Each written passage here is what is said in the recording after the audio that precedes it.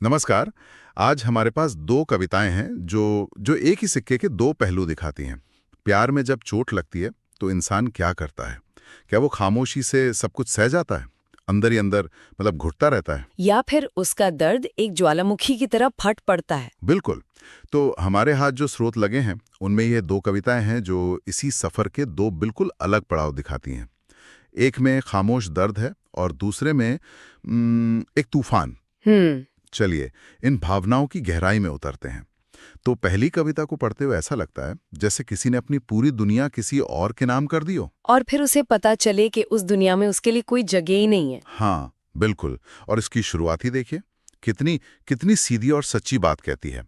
प्रेम की यह क्रीड़ा भी अत्यंत विचित्र है मित्र, जिसे हम हृदय में स्थान देते हैं उसकी प्रीति कहीं और होती है। हम्म। मतलब प्यार का खेल भी कितना अजीब है ना? बिल्कुल। आप जिसे दिल में बसाते हैं उसका दिल किसी और के लिए धड़कता है। और ये सिर्फ एक तरफा प्यार की बात नहीं है। ये उससे कहीं ज्यादा गहरा है। अच्छा। हाँ, ये उस एहसास की बात है जहां आप किसी के लिए पूरी रात बेचैन हैं। जैसा कि कवि कहता है, निशी भर व्याकुल रहते हैं हम उसकी एक मृदु मुस्कान के निमित्त। हम्म। लेकिन आप ये भी जानते हैं कि उनकी दुनिया में आपका जिक्र तक नहीं है। एग्जैक्टली। उनकी दिल की धड़कन में किसी और का नाम है। तो ये सिर्फ प्यार का न मिलना नहीं है, ये एक तरह से अदृश्य हो जाना है। हाँ, ये अदृश्य हो जाने वाला एहसास, ये बहुत सटीक शब्द है। और जो बात मुझे सबसे ज्यादा चुभती है वो है अपनी बात कह भी ना पाना। कविता में एक लाइन है, इच्छा होते हुए भी हम अपनी अंतर्वेदना उसे सुना नहीं पाते। क्योंकि उसकी प्राण गति पर अधिकार किसी और का होता है। हाँ, मतलब आप दर्द में तो हैं, लेकिन आप अपना दर्द उसे बता भी नहीं सकते। क्योंकि आपको पता है कि उसकी जिंदगी की डोर वो किसी और के हाथ में है। आपके दर्द से कोई फर्क नहीं पड़ेगा। ये तो दोहरी मार हुई। यही तो इस कविता का सबसे मार्मिक हिस्सा है।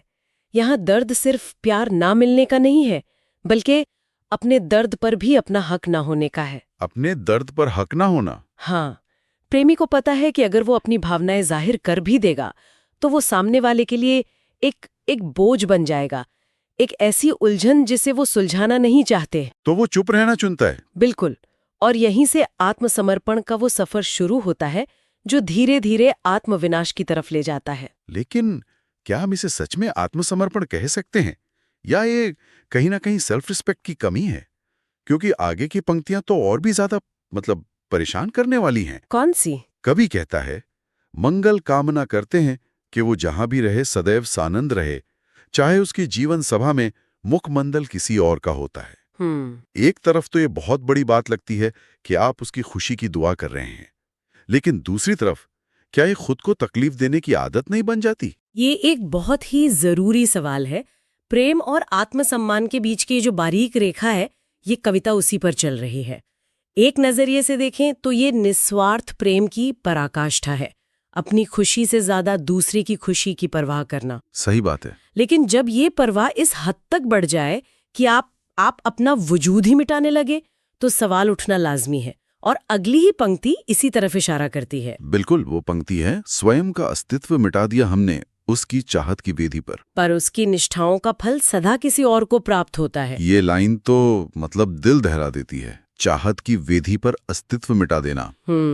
इसका मतलब है कि प्रेमी ने सिर्फ अपनी इच्छाएं नहीं, अपनी पहचान, अपनी शख्सियत, सब कुछ दांव पर लगा दिया। और हासिल क्या हुआ? कुछ भी नहीं। उसकी हर कोशिश, हर त्याग का फायदा किसी और को मिल रहा है। और यही वो बिंदु है जहां ये खामोश दर्द जहर बनने लगता है। सोचिए उस मानसिक स्थिति के बारे में जहां आप एक पेड़ लगा रहे हैं, उसे हर रोज अपने आंसुओं से सींच रहे हैं, लेकिन आपको पता है कि जब उस पर फल लगेंगे तो उसे कोई और तोड़ेगा। हाँ, ये निराशा की इंतहा है। आपका हर काम, हर भावना व्यर्थ जा रही है। आप एक शून्य में जी रहे हैं। और कविता का अंत तो इस शून्य को और भी गहरा कर देता है, जब ज्ञात हो कि उसकी वंदना के मंत्रों में उल्लेख किसी और का होता है। वाह! मतलब आप जिसके लिए प्रार्थना कर रहे हैं, वो किसी और के लिए प्रार्थना कर रहा है। हाँ, ये सिर्फ अनदेखा किया जाना नहीं है, ये ऐसा है जैसे आप उस कमरे में हैं ही नहीं। आपका होना ना होना सब बराबर है। इस एक लाइन में पूरी कविता का सार छिपा है, पूरी तरह से अप्रासंगिक हो जाने का दर्द। सही कहा।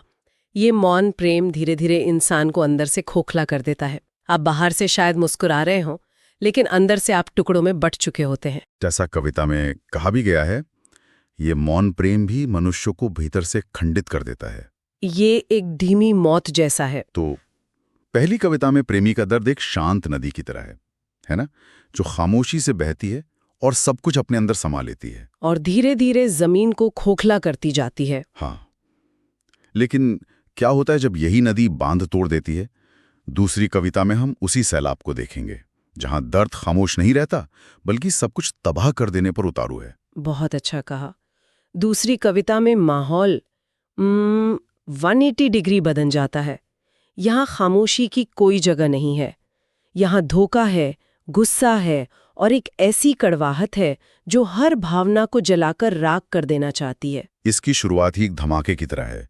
अति कर दी तूने और पुनः अपनी आंखों को अश्रुपूरित किया है। मतलब हद कर दी तुमने और फिर से अपनी आंखों में आंसू भर लिए हो। और फिर जो अगली लाइन है, निष्ठा के वस्त्र को ताड़ ताड़ कर तूने केवल छल का ही बीजारोपण किया है। यानी वफादारी का लिबास फाड़कर तुमने सिर्फ धोखे का बीज बोया है। बिल्कुल, यहाँ आंसू सहानुभूति नहीं बल्कि शक पैदा कर रहे हैं। यहाँ जो बात मुझे फैसिनेट करती है वो है भावनाओं के प्रदर्शन पर सवाल उठाना। Performance of emotions. हाँ, कवि साफ साफ कह रहा है कि ये आंसू असली नहीं है, ये एक नाटक है, एक अभिनय। जब भरोसा टूट जाता है तो सामने वाले की हर भावना, हर अभिव्यक्ति झूठी लगने लगती है। आंसू जो आमतौर पर पछतावा या दुख का प्रतीक होते हैं, यहाँ जहर की तरह लग रहे हैं। और कवि ने तो उन्हें जहर कहा भी है। ये अश्रु नहीं, ये तो तेरी घृणा का प्रवाहित काला कलुष है। क्या लाइन है! मतलब ये आंसू नहीं है, ये तुम्हारी नफरत का बहता हुआ काला मैल है। क्या तस्वीर खींची है। बिल्कुल। और अगली लाइन तो रोंगटे खड़े कर देती है। तूने तो अपनी सिसकियों में मेरे चित्त की शांति का शव संजोया है। वाह! मतलब तुम्हारी सिसकियां भी अब मेरे मन की शांति की लाश पर पल रही हैं।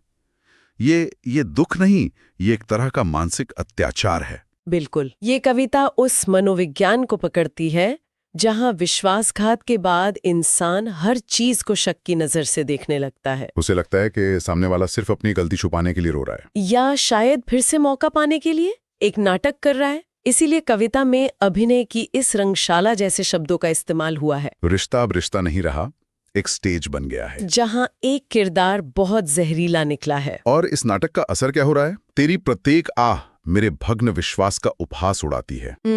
मतलब तुम्हारी हर आह, तुम्हारा हर दर्द अब मेरे टूटे हुए भरोसे का मजाक उड़ा रहा है। ये वो स्थिति है जहां आप किसी के दर्द को महसूस करना तो दूर, उस पर यकीन तक नहीं कर पाते। आपको लगता है कि ये भी एक और चाल है। हाँ। और यहीं पर कवि एक फैसला लेता है, एक ऐसा फैसला जहां से वापसी का कोई रास्ता नहीं है। ये कोई धमकी नहीं है। नहीं, ये एक घोषणा है।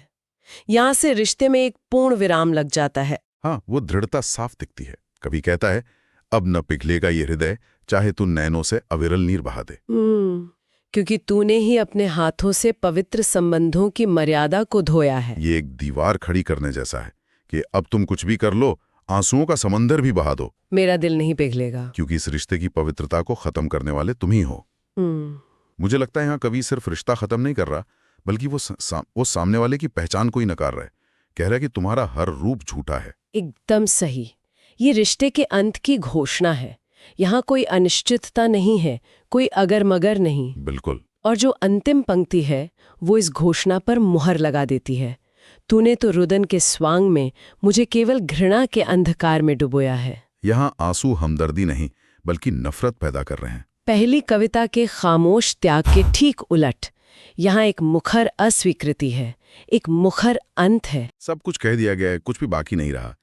तो अगर हम इन दोनों कविताओं को साथ रखें तो हमारे सामने दर्द से निपटने के दो बिल्कुल अलग रास्ते हैं। एक है खामोशी से अंदर ही अंदर टूटना, अपने वजूद को मिटा देना, और दूसरा है एक विस्फोट के साथ सब कुछ खत्म कर देना, रिश्ते को नफरत के साथ दफन कर देना। हाँ, बिल्कुल।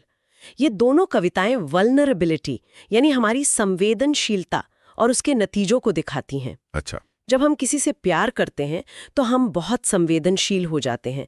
हम अपनी सबसे कमजोर नस उसके हाथ में थमा देते हैं। हाँ। पहली कविता में प्रेमी अपनी इस संवेदनशीलता को दुनिया से छुपाता है, उसे जाहिर नहीं करता। नतीजा ये होता है कि वो अंदर ही अंदर घुटकर खत्म होने लगता है। उसका दर्द एक इम्प्लोजन है, एक आंतरिक विस्फोट। और दूसरी कविता में उस संवेदनशीलता का फायदा उठाया गया है, उस भरोसे को तोड़ा गया है। तो प्रतिक्रिया भी उतनी ही तीव्र होती है। बिल्कुल। यहाँ दर्द एक एक्सप्लोजन है, एक बाहरी विस्फोट जो सब कुछ जला देता है। यहाँ प्रेमी अपनी वल्नरेबिलिटी को एक हथियार में बदल देता है, जिससे वो उस रिश्ते को हमेशा के लिए खत्म कर सके जो उसे चोट पहुंचा रहा है। ये एक बहुत दिलचस्प नजरिया है, इम्प्लोजन वर्सेस एक्सप्लोजन। एक में इंसान खुद को तोड़ता है, दूसरे में रिश्ते को, पर दोनों ही सूरतों में टूटना तो तय है। सही बात है। पहली कविता का दर्द धीरे धीरे फैलता है, जो इंसान को अंदर से खोखला कर देता है, जबकि दूसरी कविता का दर्द एक झटके में सब कुछ राख कर देता है। और ये हमें उस सवाल पर वापस ले आता है, इन दोनों में से कौन सा दर्द ज्यादा गहरा है? हाँ, वो जो कभी कहा नहीं गया और धीरे धीरे आपको अंदर से खाता रहा, या वो जिसे धोखे ने जन्म दिया और जिसने प्यार को नफरत में बदल दिया? जिसका शायद कोई एक जवाब नहीं है। नहीं है। हर इंसान का दर्द से लड़ने का अपना तरीका होता है। तो आज की इस चर्चा में हमने देखा कि कैसे ये दो कविताएं प्रेम की यात्रा के दो चरम सिरों को छूती हैं। एक तरफा प्यार का वो खामोश समर्पण है जो धीरे धीरे आत्मविनाश की ओर ले जाता है, जहां इंसान प्यार के नाम पर अपनी पहचान तक खो देता है। और दूसरी तरफ विश्वासघात से पैदा हुआ वो तूफानी गुस्सा है जो एक पवित्र रिश्ते को भी नफरत के अंधेरे में हमेशा के लिए दफन कर देता है। बिल्कुल। ये दोनों ही अनुभव हमें मानवीय भावनाओं की गहराई और उनकी जटिलता के बारे में बहुत कुछ सिखाते हैं। ये सब सुनने के बाद एक विचार मन में छोड़ जाना चाहेंगे। जी, क्या ये मुमकिन है कि ये दोनों कविताएं एक ही कहानी के दो अध्याय हों? अच्छा।